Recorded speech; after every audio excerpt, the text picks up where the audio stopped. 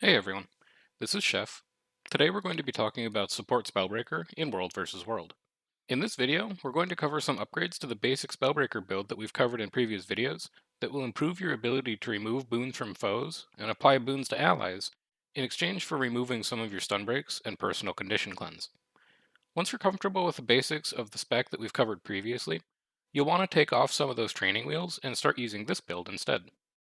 We continue to use the celestial prefix on all of our gear.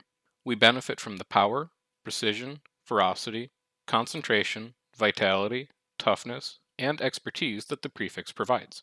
For our weapons, we continue to use hammer and sword warhorn, but we make some adjustments to the weapon sigils that we're using.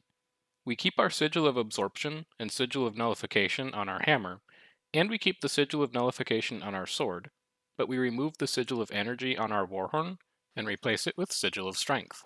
You have a few other options here, primarily sigil of battle or sigil of ruthlessness, but I like the overall output that sigil of strength provides.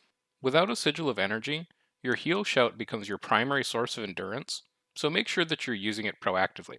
On our armor, we now use runes of fireworks instead of runes of durability. These runes have the same amount of boon uptime benefit, but fireworks provides us with additional sources of might, fury, and vigor while in combat.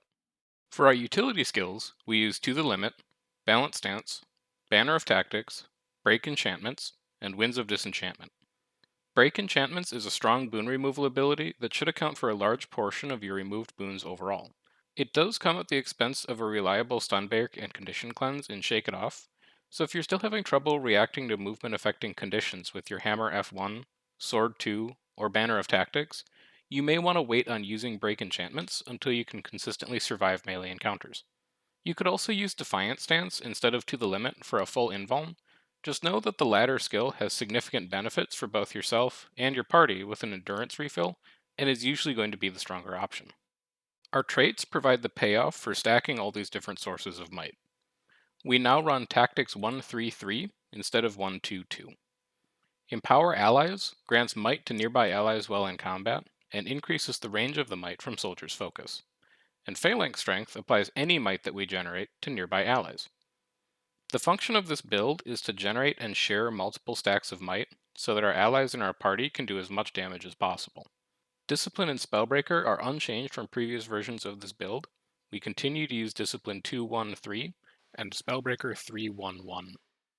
There's very little difference between this build and the previous builds in terms of rotation.